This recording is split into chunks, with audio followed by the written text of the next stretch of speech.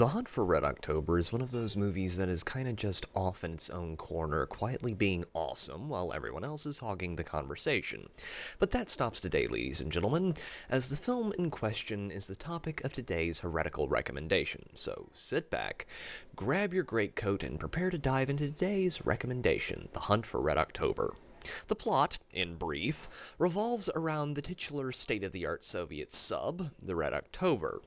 You see, the captain wishes to defect to the US for various and sundry reasons, and attempting to aid him in this purpose are a handful of officers he handpicked while the rank and file of the ship believe they are on quite a different mission. On the opposite end of things is Jack Ryan. No, not the one from the shitty Amazon show, this one, played by Alec Baldwin. Ryan figures things out pretty quickly and is given leave to attempt to facilitate the defection, but he has to struggle with getting the handoff to go down without a hitch, without the US Navy blowing the ship up or the Soviets, and Captain Ramius has to keep his crew in check, his officers happy, and an ear to the deck in case the Soviet Politburo has snuck an agent aboard. There is plenty of suspense and plot twists and sub-fights, which are all very well put together with snappy writing and really good cinematography, which is not surprising that it was directed by the same guy who made Predator, Die Hard, and the 13th frickin' Warrior.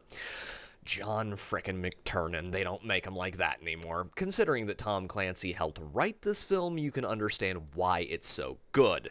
The acting on this movie is just awesome, and overall, I have no complaints. I say overall because there is one exception. Considering the amount of legends involved, it's no surprise. Sean Connery, Sam Neill, Scott Glenn, Alec Baldwin, Stellan Skarsgård, and James Earl Jones, for God's sakes.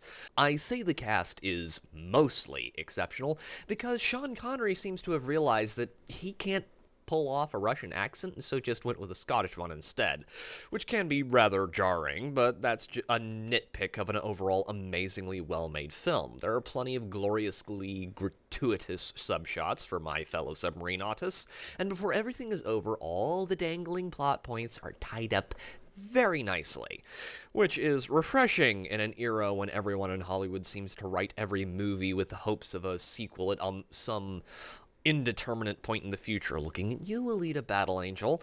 The soundtrack is a very serviceable orchestral piece, and just overall the film is very well put together.